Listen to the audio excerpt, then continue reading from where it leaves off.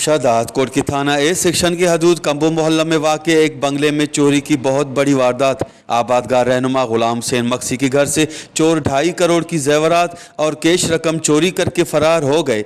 मालिक मकान तबीयत नासाज होने के बायस फैमिली के हमरा कराची गए हुए थे, जबकि घर को ताला लगाकर बंद कर दिया गया था। शादात कोट की तारीख का तारीखी चोरी। चोरों ने गुलाम हुसैन मक्सी के बंद पड़े बंगले से बड़ी आसानी के साथ 65 तोले तलाई जेवरात, 10 लाख रुपए नकदी, 2 कीमती घड़ियां, 2 लाइसेंस याफ्ता पिस्तौल और दीगर कीमती सामान चोरी करके आराम से फरार होने में कामयाब हो गए। जबकि मालिक मकान का कहना है कि वो फैमिली समेत कराची गए हुए थे।